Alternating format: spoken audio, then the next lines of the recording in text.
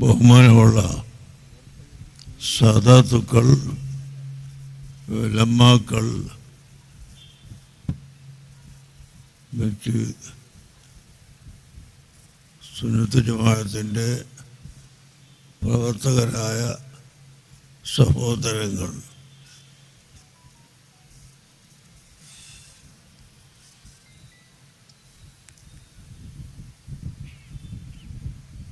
ഞാൻ ഇന്ന് പകൽ തന്നെ പെട്ടെന്ന് നാട്ടിലേക്ക് മടങ്ങാൻ വരെ ഉദ്ദേശിച്ചു പോയി. അത്രയും അധികം ക്ഷീണവും വിഷമവും ഉണ്ട്.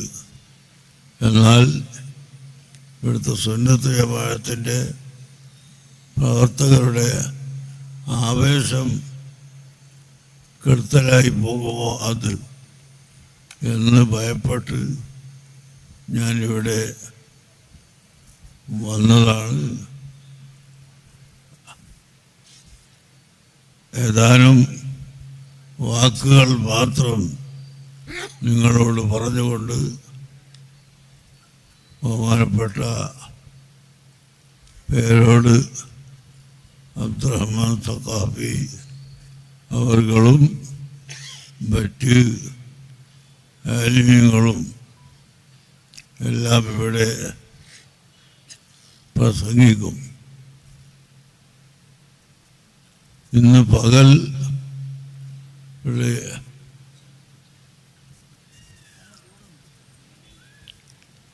ഉലമാഇന്റെ സംഘടനയായ കർണാടക ജംഇയ്യത്തുൽ ഉലമയുടെ ഒരു യോഗം ഞാൻ മാണി അബ്ദുൽ ഹമീദ് മുസ്ലിയാർ നടത്തിക്കൊണ്ടിരിക്കുന്ന മാണിയിലെ സ്ഥാപനത്തിലേക്ക് വിളിച്ചു. മുസാവറ അംഗങ്ങളെല്ലാം വന്നു. ഇവിടെ കർണാടക സ്റ്റേറ്റിൽ പ്രത്യേകിച്ച് മലയാളം സംസാരിക്കാത്ത സ്ഥലങ്ങൾ ഒഴികെ എല്ലാ സ്ഥലത്തും അഹ്ലുസുന്നത്തി വൽ ജമാഅത്തിന്റെ പ്രവർത്തനം സജീവമാക്കാനും അതിന് വേണ്ടപ്പെട്ട പ്രവർത്തനങ്ങൾ നടത്താനും തീരുമാനിക്കുകയും അത് ജംഇയ്യത്തുൽ ഉലമ സ്വീകരിക്കുകയും ചെയ്തു. അതുകൊണ്ട് ആണ് 2 മിനിറ്റ് ഞാനിപ്പോൾ സംസാരിക്കുന്നത്.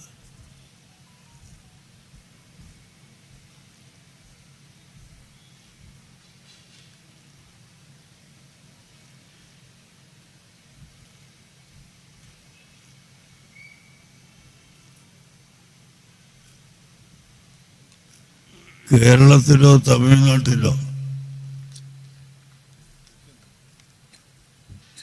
ബോംബെയിലോ ഒന്നുമില്ലാത്ത വിധം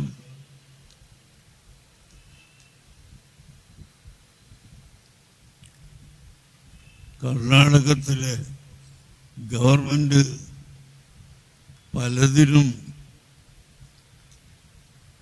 സഹായിക്കുന്നുണ്ട്.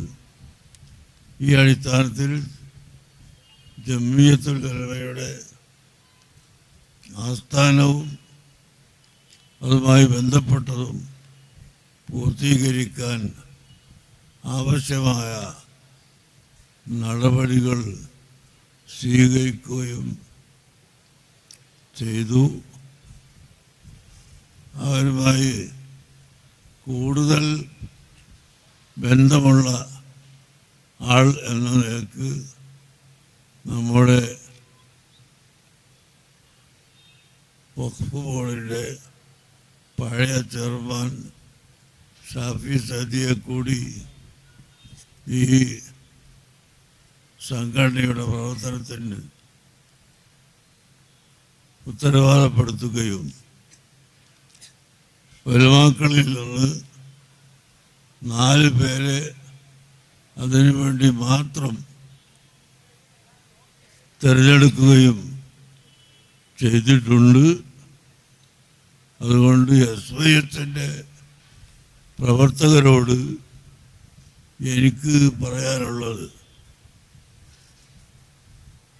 നമ്മുടെ രാജ്യത്ത് നിന്ന്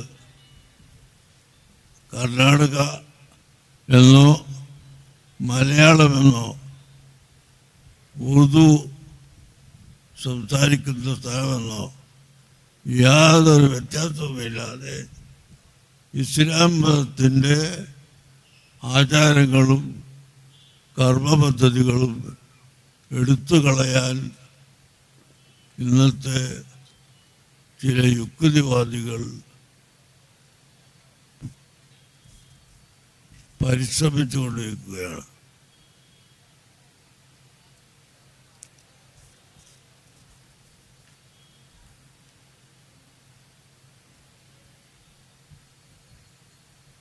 ആ യുക്തിവാദികളുടെ വാദത്തിൽപ്പെട്ടതാണ് ഹജ്ജിന് പുറപ്പെടുന്ന ആളുകൾ 4 ഓഹരി വെച്ചാൽ 3 ഓഹരിയും മുസ്ലിക്കായിട്ടാണ് ഇങ്ങോട്ട് മടങ്ങി വരുന്നത്. 1% മാത്രമാണ് മുസ്ലിമായി മടങ്ങി വരുന്നത് എന്ന്.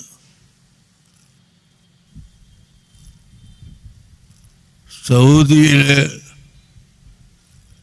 വലിയ പണ്ഡിതന്മാർ ചിലർ എന്നോട് ഈ കാര്യം സംസാരിച്ചപ്പോൾ ഞാൻ ചോദിച്ചു, ഉലമാഅ് മക്കയും ഉലമാഅ് മദീനയും, മക്കയിലും മദീനയിലുമുള്ള ഉലമാക്കൾ, അതുപോലെ മറ്റ്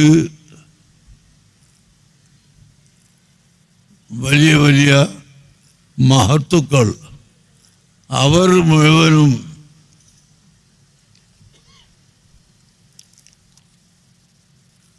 നിരോധിക്കാത്ത കാര്യം ഇവിടെ നിന്ന് ആളുകൾ പോയി ചെയ്താൽ ഇവരെ മാത്രം മുസ്ലിക്കാക്കുന്നത് എന്താണ് എന്ന് ചോദിച്ചു. അതായത് മദീന മുനവ്വറയിൽ അഷ്റഫുൽ ഖൽഖ് സല്ലല്ലാഹു അലൈഹി വസല്ലം തങ്ങൾ അന്ത്യവിശ്രമം കൊള്ളുന്ന റൗളത്ത് മുബാറക്കിൻ്റെ മുകളിൽ എഴുതപ്പെട്ടതാണ്, യാ സയ്യിദി യാ റസൂലല്ലാഹി ഖുദ് ബിയദി മാലി സിവാക വലാ അൽവി അലാ അഹദി. അഷ്റഫുൽ ഖൽഖ് സല്ലല്ലാഹു അലൈഹി വസല്ലമ തങ്ങളെ വിളിച്ചിട്ട് യാ സയ്യിദി എന്ന് വിളിച്ചുകൊണ്ട് പറയുന്നു, ഞങ്ങൾക്ക് അവിടുന്ന് അഭയം തരണം, ഞങ്ങൾക്ക് വേറെ ആരുമില്ല എന്ന് പറഞ്ഞുകൊണ്ട് നബി സല്ലല്ലാഹു അലൈഹി വസല്ലം തങ്ങളെ വിളിച്ച് സംസാരിക്കുന്നു. മറ്റൊന്നിൽ യാ ഖൈറ മൻ ദുഫിനത ബിൽഖാഇ അഅ്ളുഹു ഫതാബ മിൻ തിബിഹിന്ന അൽഖാഉ വൽ അഖമു നഫ്സി ഫിദാഉൻ ലിഖബ്രിൻ അൻത സാകിനുഹു ഫീഹി അൽഅഫാഫു വഫീഹി അൽജൂദു വൽ കറമു. വിളിച്ചിട്ട് അഷ്റഫുൽ ഖൽഖ് സല്ലല്ലാഹു അലൈഹി വസല്ലം തങ്ങളുടെ ഖബറിനെ സൂചിപ്പിച്ചുകൊണ്ട് പറയുന്നു, അവിടുന്ന് താമസിക്കുന്ന ആ ഖബറിൽ ഞങ്ങൾക്ക് ധാരാളം നന്മകൾ ഉണ്ട്. അവിടെ നിന്നും ഞങ്ങൾക്ക് ധാരാളമായി നന്മകൾ അവിടുത്തെ മുഖേന അള്ളാഹു നൽകുന്നുണ്ട് എന്ന് തുടങ്ങി പറയുന്ന വരികളും അവിടെ എഴുതപ്പെട്ടിട്ടുണ്ട്. ഇത് കാരണമായിട്ടാണ് ഇന്ത്യ രാജ്യത്ത് നിന്ന് പോകുന്ന പാവപ്പെട്ട ഹാജിമാർ മദീനയിൽ പോയാൽ അവർ മുശ്രിക്കുകളായി പോയി എന്ന് നമ്മുടെ മുസ്ലിം പേരുള്ള ആളുകളിൽ ചിലർ വാദിക്കുന്നത്. അത് സംബന്ധിച്ചാണ് ഞാൻ പറയുന്നത്. ഇത് മക്കയിലെ ആലിമീങ്ങൾക്കും മദീനയിലെ ആലിമീങ്ങൾക്കും അവിടെ വരുന്ന മറ്റു ഉലമാക്കൾക്കും മനസ്സിലാകാതെ ആയിപ്പോയോ? ഈ കേരളത്തിലെ യുക്തിവാദി മാത്രം സംസാരിക്കുന്ന ഈ വാദം എവിടെ നിന്ന് വന്നു? ഈ ബൈത്തുകളൊക്കെ മദീനയിൽ സ്ഥാപിച്ചപ്പോൾ എന്തുകൊണ്ട് മക്കയിലെ ആലിമീങ്ങളും മദീനയിലെ ആലിമീങ്ങളും ലോകത്തിൻ്റെ നാനാ ഭാഗത്തു നിന്നും വരുന്ന ആലിമീങ്ങളും എന്തുകൊണ്ട് അതിനെ വിരോധിച്ചില്ല?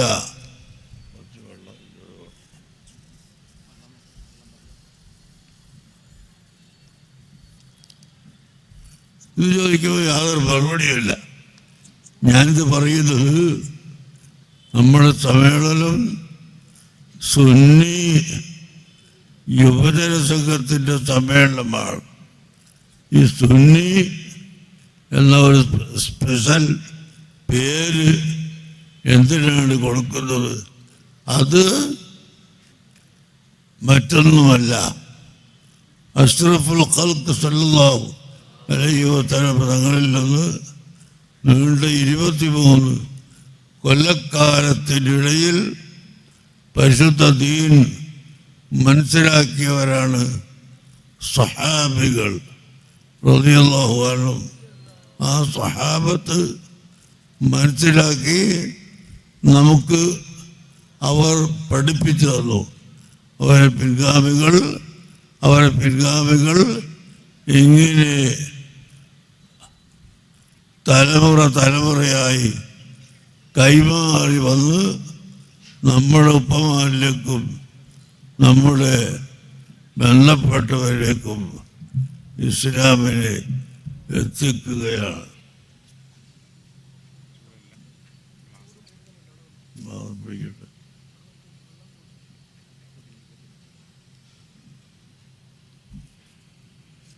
ബിസ്മില്ലാ.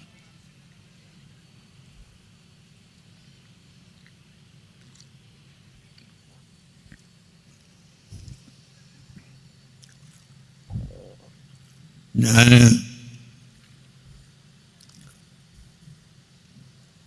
ഒരാഴ്ച മുമ്പ്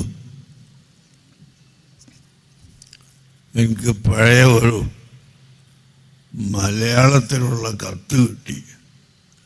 1906 സമസ്ത കേരള ജമിയത്തുൽ ഉലമ സ്ഥാപിക്കുന്നതിൻ്റെ എല്ലാം മുമ്പ് എൻ്റെ പിതാവ് ഹജ്ജിന് പോയിരുന്നു. ഞാനൊന്നും ജനിച്ചിട്ടില്ല. ഹജ്ജിന് പോകുമ്പോൾ പിതാവ് ഒരു മഹാനായ പണ്ഡിതനെയും കൂട്ടി അദ്ദേഹത്തിൻ്റെ എല്ലാ ചിലവുകളും എടുത്ത് അങ്ങനെ മൂന്നാമത്തെ ഒരാൾ വരുന്നപ്പോൾ അയാളുടെ ചിലവും എടുത്ത് ആകെ 3 ആള് ഹജ്ജിന് പോയി വന്നപ്പോൾ 200 ഉറുപ്പികയാണ് ചെലവായത്. 200 ഉറുപ്പിക, 2000 അല്ല, 200 ഉറുപ്പിക ചെലവായി ഹജ്ജ് കഴിഞ്ഞ്. അപ്പം അവിടെ അന്ന് ധാരാളം മലബാരികളായ ആളുകൾ ഉണ്ടായിരുന്നു. അവർക്ക് നിസ്കാരത്തിൻ്റെ ഫർളുകൾ പോലും അറിയാത്തവരാണ് അധിക പേരുമുള്ളത്. അതുകൊണ്ട് അവർക്കൊരു സ്ഥാപനം വേണം എന്ന് തീരുമാനിച്ച് എൻ്റെ പിതാവും ഈ കുഞ്ഞമ്മൂട്ടി മുസ്ലിയാർ എന്ന് പറയുന്ന രാമനെട്ടുകാരൻ പണ്ഡിതനും വലിയ മഹാനായ പണ്ഡിതനായിരുന്നു. അവർ രണ്ടുപേരും മക്കയിലെ ആലിമ്യങ്ങളോട് സമ്മതപ്പെടുത്തിട്ട് അൽ മദ്രസത്തുൽ മലൈബാരിയ എന്ന് പറഞ്ഞിട്ട് മക്കത്ത് ഒരു മദ്രസ സ്ഥാപിച്ചു. പിന്നീട് ആ മദ്രസയുടെ പേര് അൽ മദ്രസത്തു സൗരത്തിയ എന്നാക്കി അവർ മാറ്റി. പിന്നീട് പേര് മാറ്റിയവർ കൂടെ തന്നെ അവിടെ നിന്ന് സ്ഥലം മാറ്റി മറ്റൊരു സ്ഥലത്തേക്ക് കൊണ്ടുപോയി. ആ മദ്രസയെ സംബന്ധിച്ച് ആലോചിക്കാൻ ചേർന്ന മലയാളത്തിലുള്ള ഒരു കത്ത് ഞാൻ കഴിഞ്ഞ ആഴ്ച എനിക്കൊരു പഴയ സ്ഥലത്ത് കിതാബുകളും എഴുതുകളും സൂക്ഷിച്ചു വെക്കുന്ന സ്ഥലത്ത് പോയപ്പോൾ എനിക്ക് അത് കാണാൻ കഴിഞ്ഞു. അങ്ങനെ അന്ന് മുതൽക്ക് നമ്മുടെ കേരളത്തിൽ നിന്നും മംഗലാപുരം പരിസരത്തു നിന്നും അഹ്ലു സുന്നത്ത് വൽ ജമാഅത്തിൻ്റെ ഉലമാക്കൾ അവിടെ പോവുകയും സിയാറത്ത് നടത്തുകയും എല്ലാം ചെയ്തുകൊണ്ടിരിക്കുന്നു. അതെല്ലാം തെറ്റാണെന്നും ശിർക്കാണെന്നും പറയുന്നവരാരും ആ കാലത്ത് ഇവിടെ ഉണ്ടായിരുന്നില്ല. ഇന്ന് വിവരമില്ലാത്ത ചെറുപ്പക്കാർ അഹ്ലു സുന്നത്തി വൽ ജമാഅത്തിൻ്റെ എല്ലാ ആശയങ്ങളെയും എതിർക്കുകയും അതിനെ പഴഞ്ചനായി ചിത്രീകരിക്കുകയും ചെയ്ത് കൊണ്ടിരിക്കുന്നു. അതുകൊണ്ട് തന്നെ മറ്റ് മതസ്ഥർ, മുസ്ലിം അല്ലാത്ത ആളുകൾ മുസ്ലിമീങ്ങളെ ആക്ഷേപിക്കുകയും മുസ്ലിമീങ്ങളെ ശത്രുക്കളായി കാണുകയും ചെയ്യുന്നു. യഥാർത്ഥത്തിൽ മുസ്ലിംകൾ ഒരിക്കലും മറ്റ് മതസ്ഥരുടെ ശത്രുക്കൾ ആയിട്ടില്ല. മറ്റ് മതസ്ഥരെ കൊന്നൊടുക്കണമെന്ന് പറഞ്ഞിട്ടുമില്ല. എല്ലാവർക്കും അറിയാം, ഖൈബർ രണാങ്കണത്തിൽ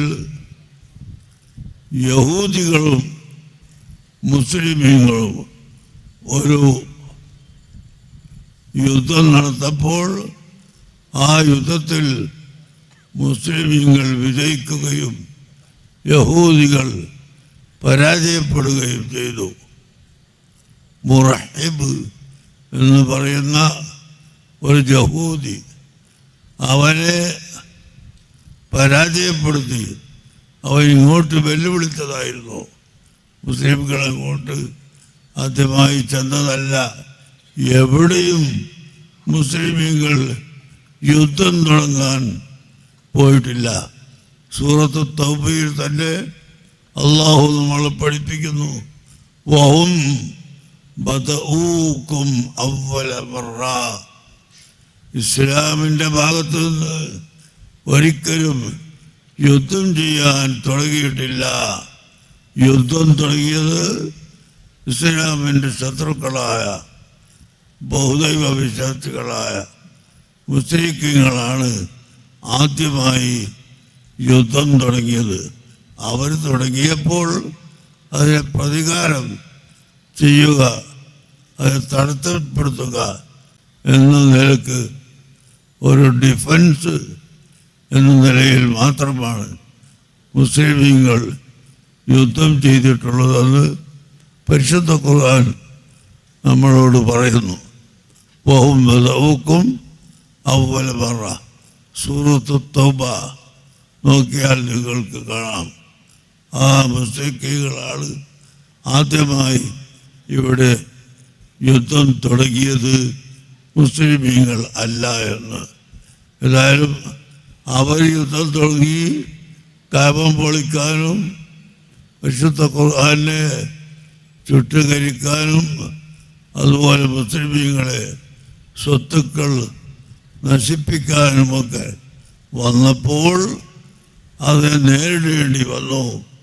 അതാണ് മുസ്ലിം സമുദായം ചെയ്തിട്ടുള്ളത്.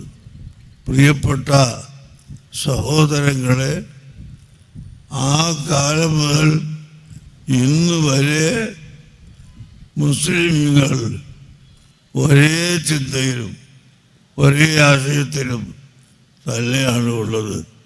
യഹൂദികൾ ഖൈബറിൽ പരാജയപ്പെട്ടപ്പോൾ ഖൈബറിലെ വലിയ ഒരു ഈത്തപ്പഴ തോട്ടം മുസ്ലിംകളുടെ കൈവശത്തിലെത്തി. എന്നാൽ നിങ്ങളാലോചിക്കണം, അന്ന് നബി സല്ലല്ലാഹു അലൈഹി വസല്ലം തങ്ങൾ പ്രതിപക്ഷമില്ലാത്ത ഒരു ഭരണാധികാരിയാണ്. ആ ഭരണാധികാരികൾക്ക് ഈ പറയുന്ന യഹൂദികളെ കൊന്നുകളയാൻ ഒരു പ്രയാസവുമില്ല. എന്നാൽ അതിന് പകരം അവർ വന്ന് ആവശ്യപ്പെട്ടപ്പോൾ ആ തോട്ടത്തിൽ ജോലി ചെയ്തുകൊണ്ട് അവർക്ക് ജീവിക്കാം എന്ന് അനുവാദം കൊടുക്കുകയാണ് ഇസ്ലാം ചെയ്തിട്ടുള്ളത്. അവരെ കൊലപ്പെടുത്തി കളയാൻ പോയിട്ടില്ല. അതുപോലെ ഒരുപാട് സംഭവങ്ങളുണ്ട്. നബി സല്ലല്ലാഹു അലൈഹി വസല്ലം മക്കം ഫതഹായി മക്കയിലേക്ക് ചെല്ലുമ്പോൾ അവിടെയുള്ള മുശ്രിക്കുകൾ ഭയപ്പെടുകയാണ്, വിറക്കുകയാണ്.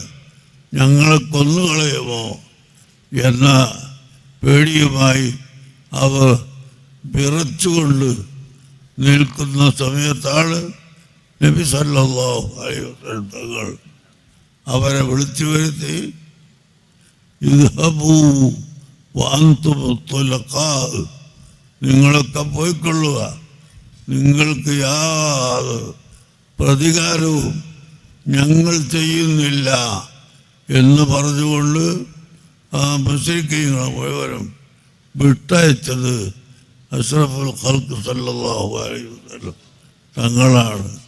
പ്രിയപ്പെട്ട മുഅ്മിനീങ്ങളെ, ഞാനിത് പറയുന്നത് മുസ്ലിമീങ്ങൾ ഇവിടെ യുദ്ധം ചെയ്തിട്ടാണ് ഇസ്ലാമിനെ സ്ഥാപിച്ചത് എന്ന് പറഞ്ഞുകൊണ്ട് ഇസ്ലാമിനെ പ്രചരിപ്പിക്കുകയാണ്.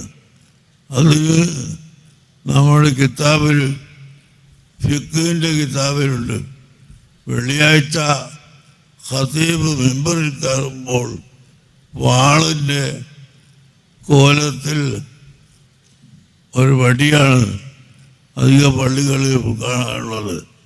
ആ വാളിൻ്റെ മേൽ ചാരി അല്ലെങ്കിൽ അതിനെ കുത്തിപ്പൊടിച്ച് നിൽക്കാൻ കാരണം ഇസ്ലാം വാളുകൊണ്ട് വെട്ടിപ്പിടിച്ചതാണ് എന്നിവർ പറഞ്ഞു കൊടുക്കുകയാണ്.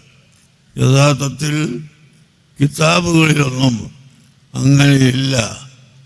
ഇമാം മഹല്ലി അതിനെ സംബന്ധിച്ച് പറഞ്ഞത്, ആ കാലഘട്ടത്തിൽ യുദ്ധം ചെയ്ത് അവസാനം വാള് ഉപയോഗിക്കേണ്ട ഘട്ടത്തിൽ വരെ എത്തിയിട്ടുണ്ടായിരുന്നു എന്ന് പഠിപ്പിക്കാനാണ് ഇവിടെ വാള് ഉപയോഗിക്കുന്നത് ഇതാണ്. ഇത് മനസ്സിലാക്കാത്ത ചില മുത്താലിമീങ്ങൾ വാളുകൊണ്ടാണ് ഇസ്ലാം ഇവിടെ വളർത്തത് എന്ന് ആരെങ്കിലും പറഞ്ഞു കൊടുത്താൽ അത് വിവരക്കേടാണ്. ആ പറഞ്ഞതിന് താല്പര്യം സ്വഹാബികൾ കഷ്ടപ്പെട്ട് അവരുടെ കഷ്ടപ്പാടുകൾ ഏതുവരെ എത്തി വാള് ഉപയോഗിക്കേണ്ടുന്ന ഘട്ടം വരെ എത്തിയിരുന്നു എന്ന് പറയുകയാണ് നമ്മുടെ കിതാബിൽ ഉള്ളത്. ഇത് മനസ്സിലാക്കാതെ ജനങ്ങളെ തെറ്റിദ്ധരിച്ചുകൊണ്ട് മുസ്ലിം സമുദായം ഇവരുടെ വാളുകൊണ്ട് മതമുണ്ടാക്കിയതാണ് എന്ന് പറഞ്ഞ് പഠിപ്പിച്ചാൽ അത് തികച്ചും തെറ്റാണ്. ഒരിക്കലും ഇങ്ങനെ വാളുകൊണ്ട് പരത്തിയെടുത്തതല്ല ഇസ്ലാം. അതുകൊണ്ട് ഞാൻ പറയുന്നതിൻ്റെ താല്പര്യം ഇവിടെ മുസ്ലിം സമുദായവും മറ്റ് മതങ്ങളും തമ്മിൽ യാതൊരുവിധ ഏറ്റുമുട്ടലും ആ കാലത്തൊന്നും ഉണ്ടായിട്ടില്ല. അത് തന്നെയാണ് നമ്മുടെ കർണാടകത്തിലും കേരളത്തിലുമെല്ലാം കഴിഞ്ഞ കാലങ്ങളിലൊക്കെ വന്നത്. പശുവിനെ അറക്കാൻ പാടില്ല എന്ന് പറയുന്നവർ അറക്കണ്ട. മുസ്ലിമീങ്ങൾ ഉളഹിയത്തിന് വേണ്ടി അറക്കേണ്ടി വന്നാൽ അവർ അറക്കുന്നു. അത് പശു എന്ന് കണക്കില്ല. അത് പോത്ത് ആയാലും ആട് ആയാലും എല്ലാം നന്നാവും. പശുവർഗത്തിൽ തന്നെ പുരുഷനാണ് അത് സൗകര്യം ഏറ്റവും നല്ലത്. അപ്പം അങ്ങനെ പശുവിനെ തന്നെ അറുക്കണമെന്ന ഒരു വാശിയൊന്നും മുസ്ലിമീങ്ങൾക്ക് ഇല്ല. ഇനി അഥവാ ഉണ്ടെങ്കിൽ തന്നെ അത് ഇസ്ലാമിൻ്റെ ഒരു ഷിയാർ എന്ന നിലക്ക് പെരുന്നാളിന് ഉളഹിയത്ത് അറുക്കുകയാണ്. അത് മറ്റൊരു മതത്തിനോടുള്ള വിരോധമോ അവരെ പരിഹസിക്കലോ ഒന്നും അല്ല എന്ന് നമ്മൾ മനസ്സിലാക്കും. അങ്ങനെ എല്ലാം സമാധാനത്തിന് വേണ്ടിയാണ് ഇവിടെ പ്രവർത്തിച്ചിട്ടുള്ളത്. സഹാബികൾ അതാണ് നമുക്ക് കാണിച്ചു തന്നിട്ടുള്ളത്. من بعد ما تبين له الهدى ويتبع غير سبيل المؤمنين نوله ما تولى ونصله جهنم وساءت مصيرا. പരിശുദ്ധ ഖുർആൻ പഠിപ്പിച്ചു. ആരെങ്കിലും റസൂലുള്ളാഹിക്ക് എതിര് പ്രവർത്തിക്കുകയോ അല്ലെങ്കിൽ മുഅ്മിനീങ്ങൾ പരമ്പരാഗതമായി നടന്നു വന്ന ആ മാർഗത്തെ വിട്ടുകൊണ്ട് മറ്റൊരു മാർഗത്തോട് പിന്തുടരുകയോ ചെയ്താൽ അവർ നരകത്തിൽ കടക്കും, അവരെ അല്ലാഹു തആല ശിക്ഷിക്കും എന്നാണ് വിശുദ്ധ ഖുർആൻ നമ്മളെ പഠിപ്പിക്കുന്നത്. അപ്പോൾ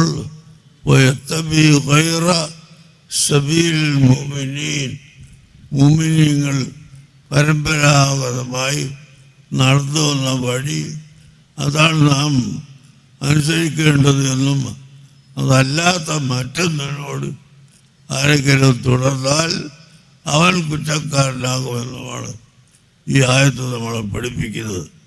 അതുകൊണ്ട് നാം ഒരിക്കലും മുഅ്മിനീങ്ങളുടെ വഴിയായ അഹ്ലുസുന്നത്ത് വൽ ജമാഅത്തിൽ നിന്ന് വിട്ടുപോകരുതെന്ന് നിങ്ങളോട് ഓർമ്മപ്പെടുത്തി എല്ലാവരും നമ്മളെ പരിപാടി കഴിയുന്നത് വരെ ഇവിടെ ഇരിക്കണം, കേൾക്കണം. സുന്നത്ത് ജമാഅത്ത് ഈ കർണാടക സ്റ്റേറ്റിൽ ശക്തിപ്പെടുത്താൻ ആവശ്യമായ എല്ലാ സഹായങ്ങളും സഹകരണങ്ങളും നിങ്ങളെല്ലാവരും ചെയ്യണമെന്ന് നിങ്ങളോട് ഉപദേശിച്ചു. ഞാൻ എൻ്റെ പരിപാടികൾ അവസാനിപ്പിക്കുക.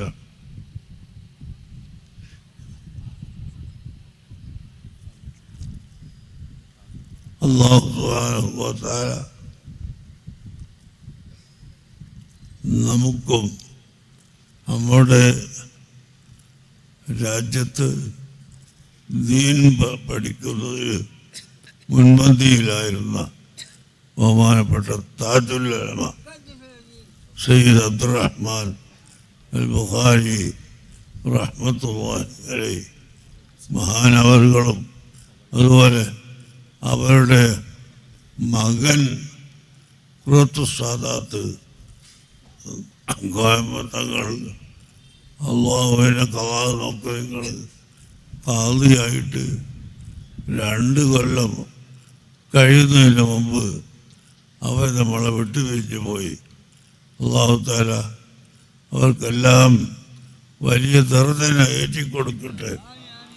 അവരുടെ ഭാര്യമാർക്കും കുടുംബങ്ങൾക്കും അവരുമായി ബന്ധപ്പെട്ട എല്ലാവർക്കും അല്ലാഹു ബർക്കത്ത് ചെയ്യുമാറാകട്ടെ.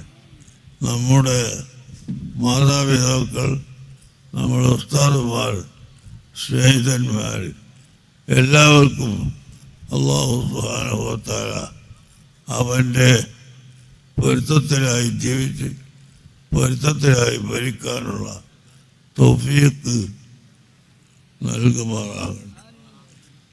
10 മണിക്ക് പൊതുവെ പരിപാടി നിർത്തലുണ്ട്.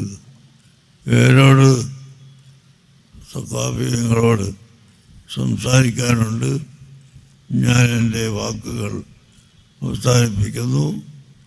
അല്ലാഹുമ്മ അഇസ്സൽ ഇസ്ലാമ വൽ മുസ്ലിമീൻ വഅദില്ലൽ കുഫ്ര വൽ കാഫിരീൻ ദമ്മിർ അഅദാഅ الدين.